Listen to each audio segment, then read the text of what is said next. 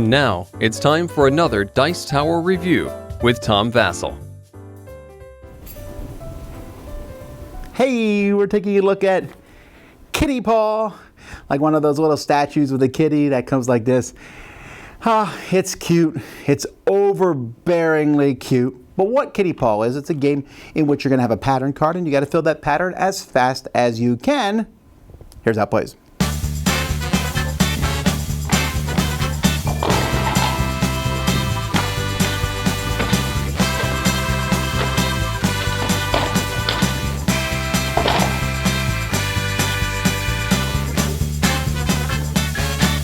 To play this game, you're going to put a bunch of these tiles here in the middle of the table. These are scrunched up cats in a square, and they have different, one's awake and one's sleeping. You're going to have one set of 7 different tiles for each player.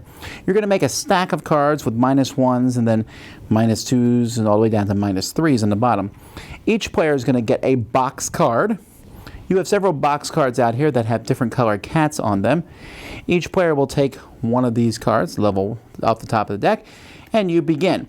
When you begin, you're going to flip your cards over like this, and you need to build whatever this is by grabbing one tile at a time.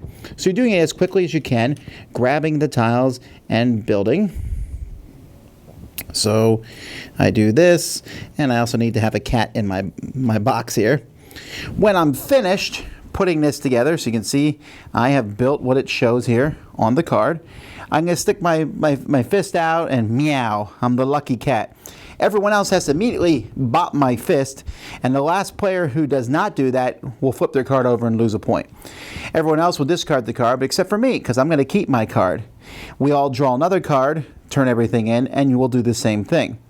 Now the level 1s are fairly easy to put things together. Let me show you a level 2. In this particular level 2, it's going to be a little trickier because I have this cat here at the bottom. And I'm also going to need to put, let's see, this cat goes. There's just a little bit more involved to putting these together. Still not so difficult that they can't be done. And it's not like a brain burner per se. And then this black cat goes down here.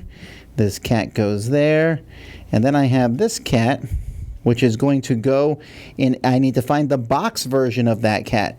So I'm going to look all around for the box version of that particular cat. Or I guess I could just put the box right here on it like that and then put the cat there. But I need to find that particular cat. Oh, where's that cat? So anyway, that's what you do. So you can use these box cards too, and sometimes you'll need to find a very specific box card, and this one will tell you that's the box card that you need to find of that cat, and then pop that sucker on top of it. And the level 3 ones are even a little bit more tricky because you're actually putting tiles on top of each other. So you can see here, I'm going to put, let's see, I'm looking for that black and white kitten. There it is. And then the orange kitten next to it. They kind of go on top of each other now. And then this one here goes on top of them. And that all goes on top of this purple one here. So they're just trickier to do because you're putting the tiles on top of each other. At the end of once someone has 5 cards completed, the game will be over. You add up all the positive points that you have on your cards, and different cards can be worth different amounts of points. And then you subtract the negative points if you have any of those, and whoever has the most points is the winner of the game. Okay, so for components, the first I want to talk about is the box itself. I don't really like this box. It's cute. Ooh, it has ears. You put in your shelf. But the fact is that you open it up and it's not a very strong box, and then you have to close it and put it this way. I don't know. Some people are going to like this box. I get the packaging. I guess the feet go in the front, right? Like, ooh, you have a cute kitten who's waving at you, and I'll give it that. But I don't know. It's just not useful as a box. The tiles themselves are nice and thick. They are different. They're easy to tell apart via color and also by just the different facial expressions they have. And they're sleeping on the other side. I'm still not sure who likes square, squished up kittens, but they're there. The cards themselves are of decent quality.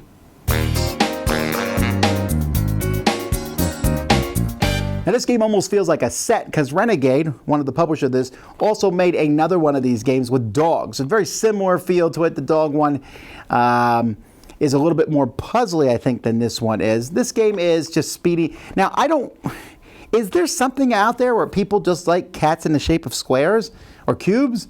It just seems like that would be mean. You stick them in a machine, who knows? But anyway, I get that this game is cute, and a lot of people are going to get that based on that alone. A lot of people are going to see the box on the shelf and buy it. And then when they play the game, they're going to like it. And it's not a bad game. It's just a speed game of matching. I'm not so keen on that last person to bump the person whose first fist loses a point. I don't know if I like that concept, but I do like it, and I especially like the later levels because I think it's more fun to put the tiles all on top of each other, and I wish the earlier levels were like that. So grab the tiles one at a time, and you're never going to need a tile that. There's always enough tiles for everybody, the way the game's set up. I do like the flipping the cards over, finding the right card. I find that, like I said, the more advanced stuff makes the game more interesting. And so when I play, I take out some of the level 1 cards and start level 1 for one round and then just go through level 2s and 3s after that. But it's an entertaining game. I think a lot of people are going to enjoy it based on its cuteness, but also just based on a lot of people like to grab things and build. Some people are just not going to be very good at the game because some people are going to be able to do this faster than others. I don't see how you're going to play some games where one person just wins 5 cards in a row because they're really fast. I wish there almost was a way to hobble somebody who was in the lead a little bit, but maybe the game's too light for me to be overthinking that. But you probably can tell just by watching if this game is for you. That's Kitty Paw. Dice Tower Judgment, amusing, especially if you like cats. Thanks so much for watching the Dice Tower videos. Find more great videos and reviews as well as our top-rated audio podcast at Dicetower.com.